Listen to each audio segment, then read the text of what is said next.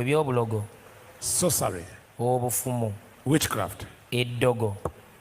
You know, there's a sorcerer Omulogo is above a witch. ali waggulu wa musamize. A sorceress is above. Omulogo ali waggulu. A witch, you find them in shrines. Ono omusamize omusanga mu ssabo. Sorcerers, you find them in the marketplace. Abasamize obasanga, abalogo basanga mu makulira. Control mountains. Abalogo balina obwannannyini ku Control nsozi. businesses. Bafuga zi business.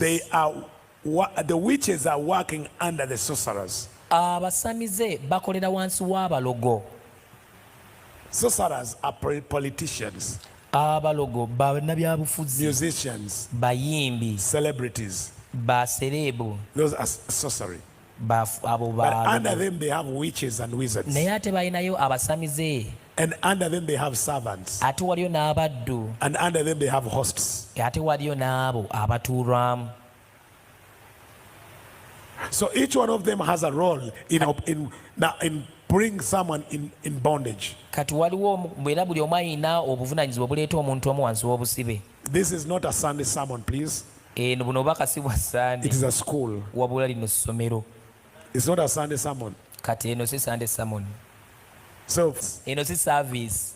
are you getting me? Ontegeera. It's the whole system repaired, Sisitiimu yonna eri mu kuddaabirizibwa rebuilt. ng'eddamu ezimbibwa nate. Clap for Jesus if you can. Engalo zikubire Yesu oba osobola. The whole system. It's like you take the car and they say we're gonna do the overhaul. We're gonna not only do a service to change oil, we're gonna work on the entire engine. Kinga bw'ogamba nti otwala emmotoka ku ssaabi ne bagamba tugenda kukyusa oil wabula engine yonna tugenda gigogola tugitirize. So we start with the dismantling. Kati tutandika n'okubetenta. No. Okay. Kupangulula. You cannot find a problem without dismantling. Tosobola kuzuula kizibu ng'okuleka ng'omaze So okupangulula. what is the dismantling we're doing now? Kati okupangula kwe tukola kwe kuli When wakaagala. someone has been in sorcery, Omuntu waba abadde mu bulogo, in Satanism, mu bya Setaani, in witchcraft, mu ddogo, the first thing I need to do as a minister ekisooka kye nnina okukola is to ng'omuweereza ask them kwe to kumubuuza divorce the strong man. okumusaba abeere nga yawukana ono ow'amaanyi. Si kwawukana, to divorce. Kwe kwawukana. Not only separating, but praying a prayer to divorce the strong man. Si kwawukana bwakwe wabula n'osaba essaala. Asking God, Ow'amaanyi n'osaba you Katonda. request N'omusaba. for a divorce. N'osaba And divorce. say, Lord, I ask you N'ogamba Mukama ansaba. today Olwaleero that I divorce nze njawukanire ddala the strong man. n'ow'amaanyi ono. I divorce the strong man. Njawukanire ddala n'ow'amaanyi ono. I'm divorcing him now Ndi mu mwawukanako kati in the name of mu Jesus. linnya erya Yesu. As a minister, I say, I command a divorce today. Ogamba olwaleero ndagira divorce. I command a divorce today. Ndagira divorce leero. You strong man and this person, Gw'ow'amaanyi n'omuntu ono. I command a divorce Ndagira divorce. in the name of Mu Jesus. linnya erya Let Yesu. there be a divorce now. Leka wabeerewo okwawukana kati. I divorce the strong man Njawukana n'ow'amaanyi on the gates of my eyes, ku wankaaki z'amaaso on the gange, gates of my body, ku wankaaki the w'omubiri gates of gwange, my ku soul, wankaaki w'emmeeme the gates of yange, my ku spirit. wankaaki w'omwoyo I gwange. divorce him now. Mwawukanako I kaakano. divorce the strong man. Njawukana n'oyo Now, the w'amaanyi. moment you say, Bw'oyogera I divorce the strong man, njawukana n'ow'amaanyi ono. he has to reveal himself. Aba yina okweraga ye. For example, if my wife says, I'm divorcing James, Ekyokulabya singa mukyala agamba nti I have to appear. nina okuvaayo because this is my possession. kubanga kino kyange. The same in the spirit. Kye kimu mu mwoyo. When you pray a prayer Bw'osaba essaala and say, I'm divorcing the strong man, n'ogamba nti njawukana n'ono ow'amaanyi. I'm divorcing him today. Njawukana naye olwaleero. I'm divorcing Satan. Njawukana ne Setaani.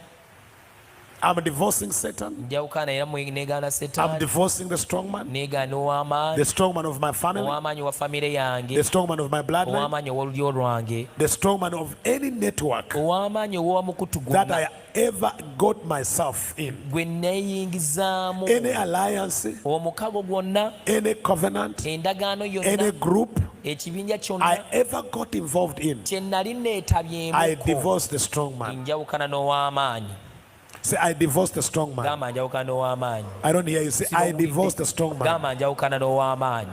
I divorce him today. Njawukana naye leero. In the name of Jesus. Mu linnya erya Yesu. And if you are a parent, Era bw'oba ng'oli muzadde, you have the authority olina obuyinza to command a divorce. okulagira okwawukana. The strong man, you divorce your child Ow'amaanyi n'oyawukana n'omwana wo. from the strong man. Omwana n'omwawukanya n'oyo You have the ow'amaanyi. authority as a parent. Obwo obuyinza obulina ng'omuzadde. Are you getting me? Ontegeera? Are you getting me? Onfuna? One day I was praying for a young lady. Olunaku olumu nali nsabira omuwala omuto. This girl, she told me, Omuwala ono yantegeeza. she was in school Yali mu ssomero where I was leading. we nali nkulembera. I was a principal. Nali principal. And she's a daughter of a reverend. Nga muwala wa mwawule. And she came to my office and said, Najja mu yafeesi yange n'aŋŋamba, Principal, bring me back. Komyawo. Or Oba expel me from this school. ng'oba okuva mu ssomero I lino. didn't understand her statement. Ntaategeera kye yali She ayogera. said to me, N'aŋŋamba, I am not here. siri wano, I'm not in this body. siri mu mubiri guno. So I said, why do you want me to expel Ne you? mugamba, lwaki oyagala nkugobe? Because I can't live here. Kubanga sobola beera You've wano. made my life so uncomfortable. Obulamu bwange obukalubizza nnyo.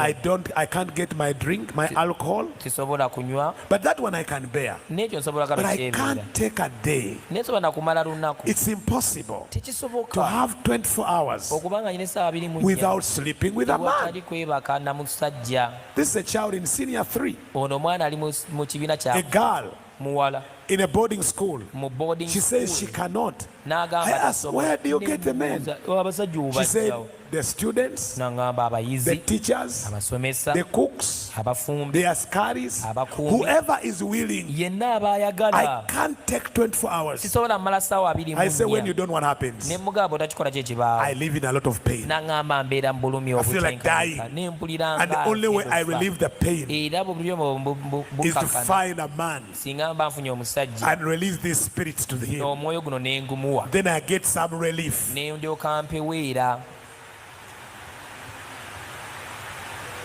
And she told me, N'aŋŋamba all in every class here, buli kibiina wano from senior 1 oba mu senior to 1 senior 6, paka senior 6 I have had several. nfunye bangi.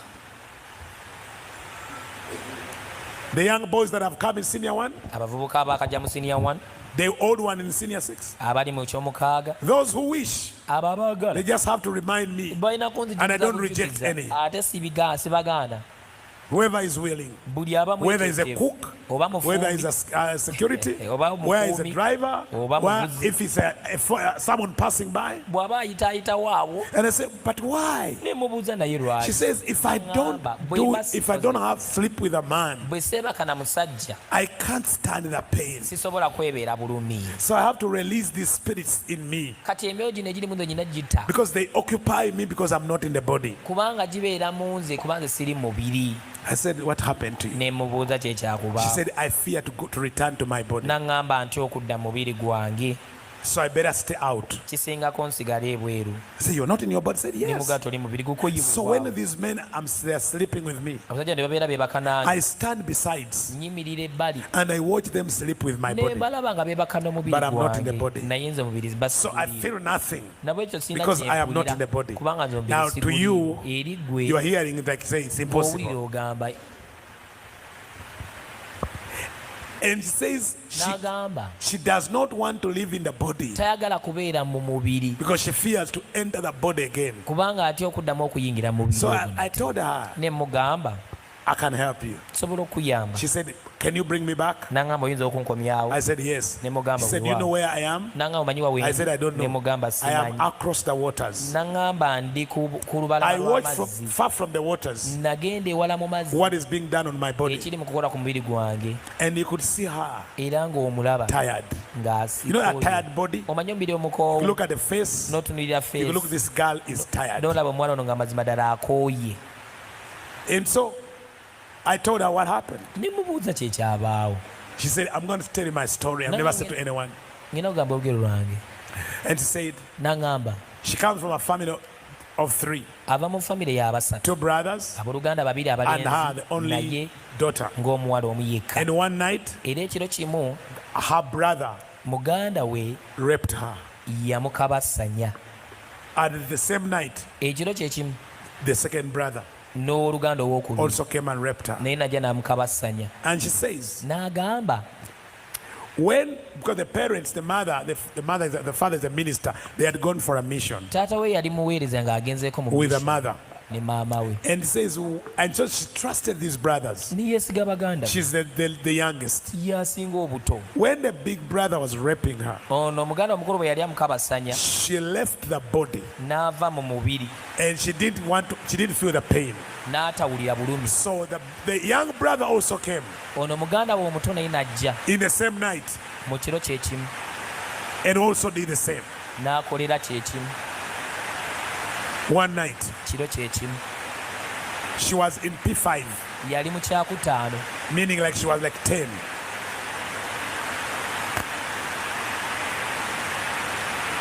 So she says, n'agamba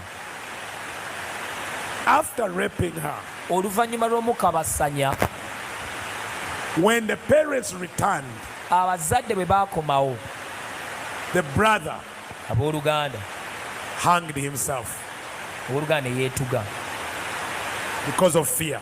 olw'okutya. When he hanged himself, bwe yeetuga the second brother, owooluganda owokubiri because of fear, olw'okutya ran away from home. n'adduka okuva ewaka. Now, Kati she becomes guilty n'awulira nga gumusinga not of being raped, si lwa but now she's kukabasanyizibwa guilty of the death of the brother naye awulira gumusinga olw'okufa kwa and the muganda we disappearance n'olw'okubulawo of the second brother. okwa muganda we So the owokubiri. parents do not know what happened. abazadde tebamanyi One kikyabaawo. brother hanged himself, owooluganda omu yeetuga another one disappeared from home. omulala n'abula okuva ewaka. So they have their daughter, kati balina muwala who they waabwe are seeing has another personality. gwe balaba nga alimu omuntu omulala.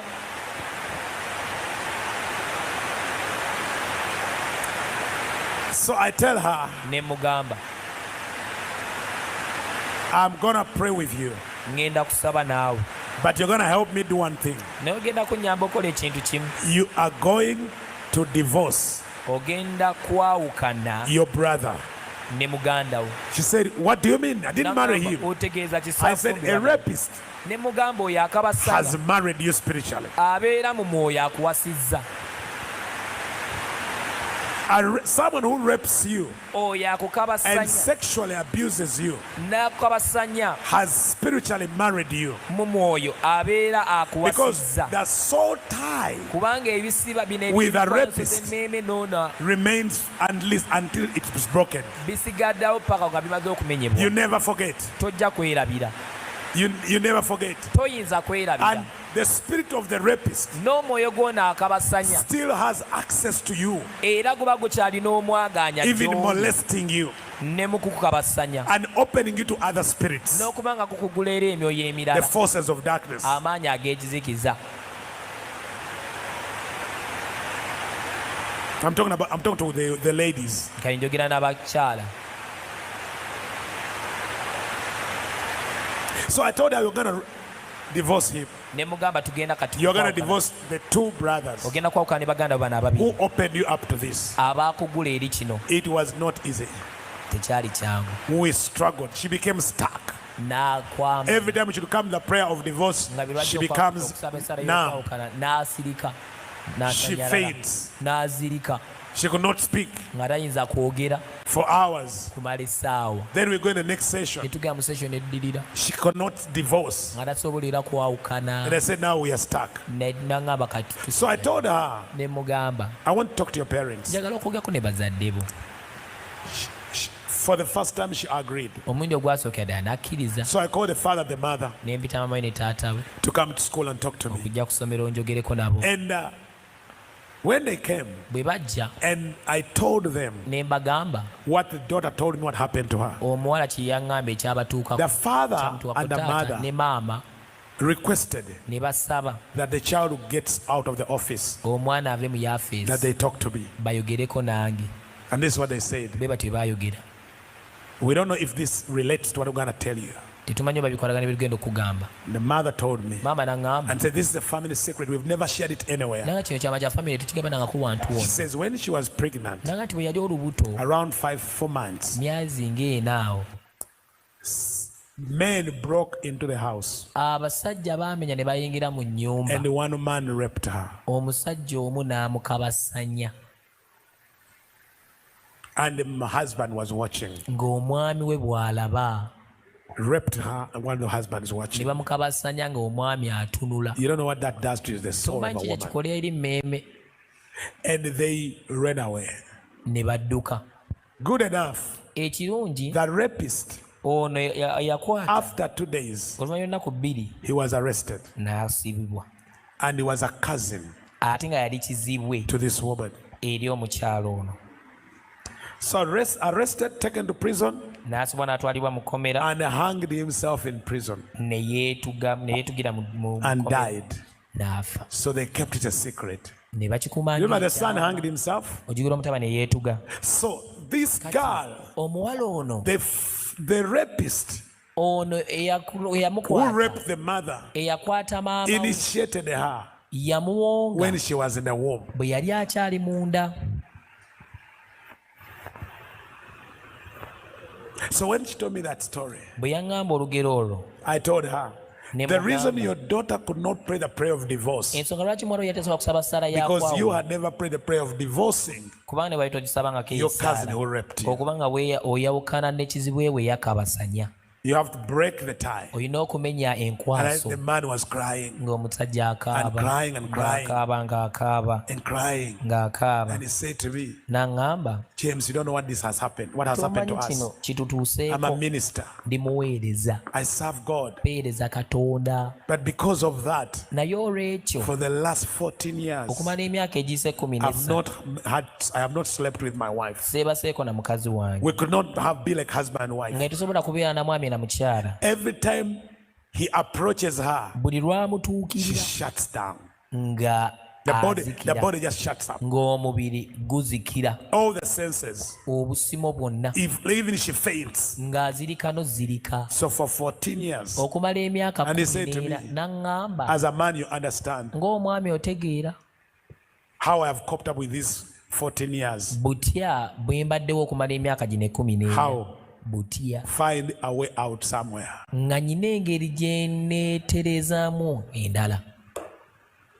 You see how this family is tormented? kubula famire engeri gyenyigirizibwamu, The wife is tormented. omukyala anyigirizibwa, She loves the husband. omwami amwagala They weewaawo, serve the Lord. baweereza Mukama. And I asked her what happens. Ne mubuuza kye She kibaawo, says, n'aŋŋamba every time that thought comes in her mind, buli kadde ekirowoozo bwe of kijja mu sleeping with a man, ndowooza eky'okwebaka she n'omusajja, goes back addayo to the place where she was raped. mu kifo wali And it's waakabasanyizibwa. now almost 14, 15 Era years. kati kumbi emyaka giweze When this 15 happened. kino okuva bwe kyabaawo. But say, every time the Naye husband agamba, approaches her, buli kadde omwami bw'agezaako mutuukirira, she moves back addayo in that moment. mu kadde ako And she's being now raped by the n'akabasanyizibwa. other cousin. Kizibwe And she's now in her olulala, mind. ne kati mu The ndowooza husband ye, is still watching that event. omwami nga abeera ng'akyalaba ekintu ekyo nga kibaawo.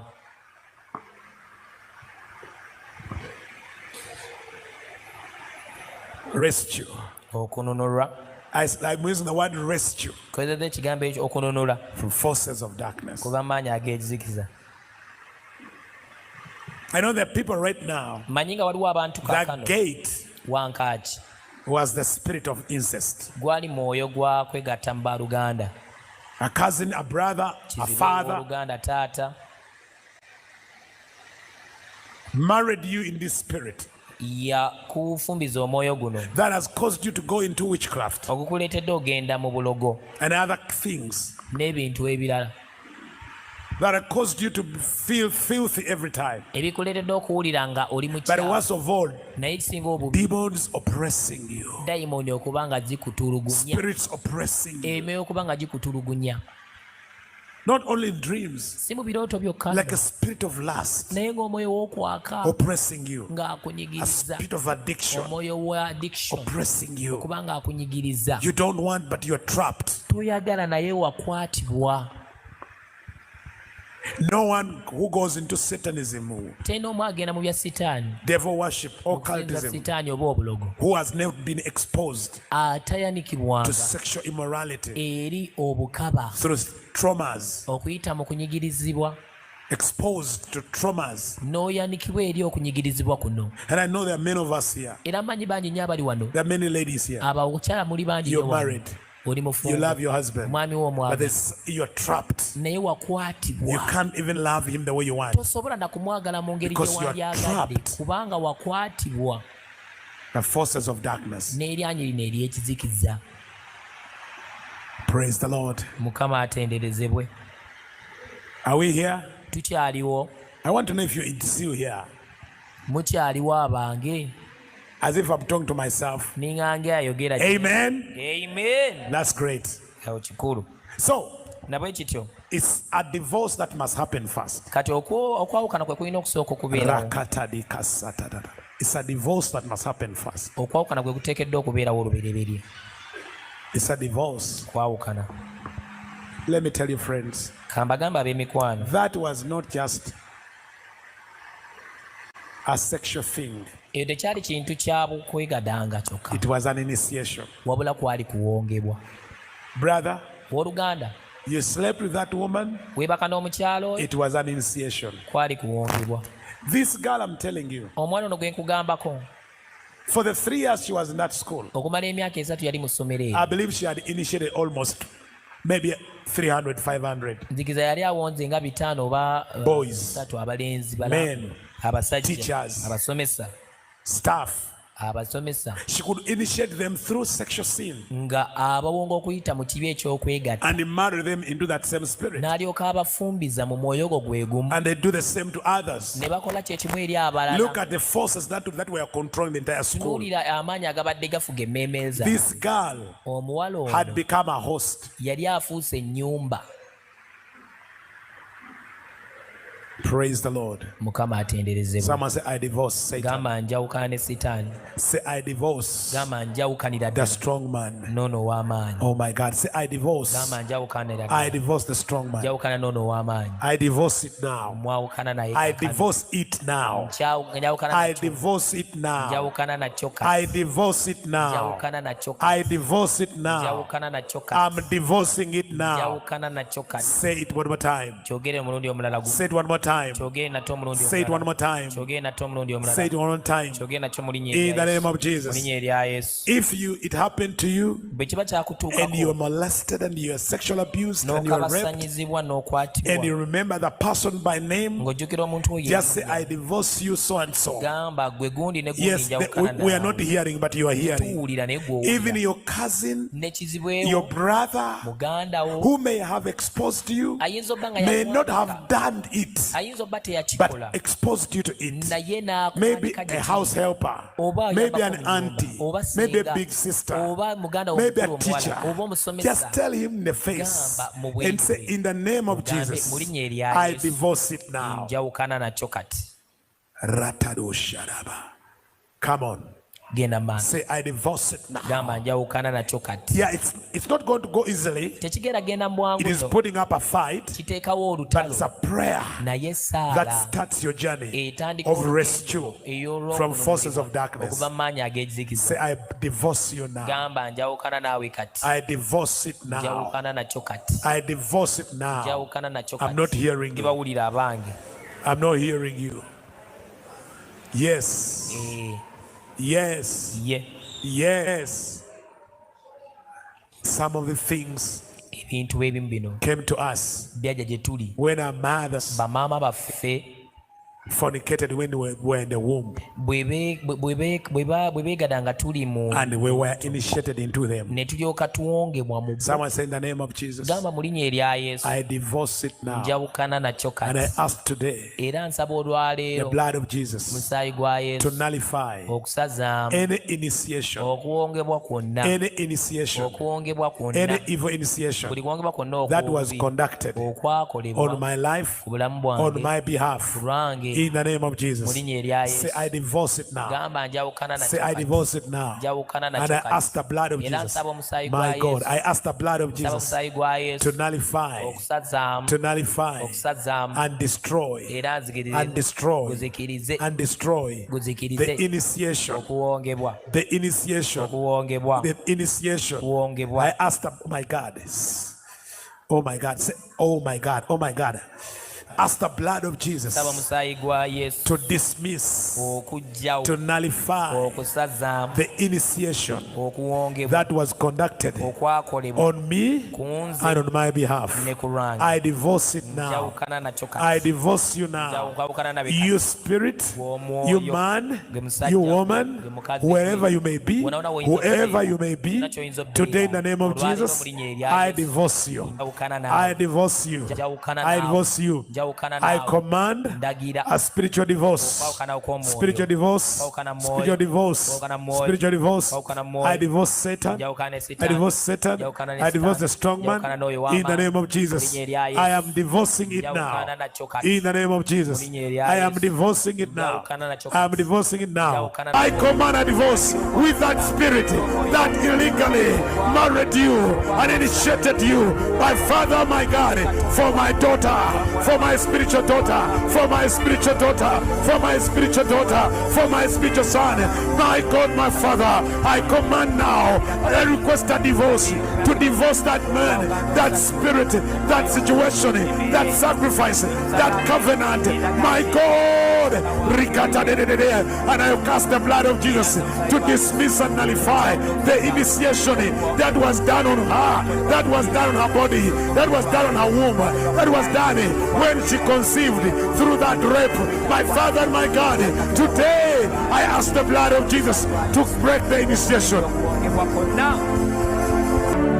The blood of Jesus. Come on, break. Ask for a spiritual divorce. Divorce the spirit of that clan. Divorce the spirit of that tribe. Divorce the spirit. Divorce the spirit of that family. Divorce the spirit. Divorce it.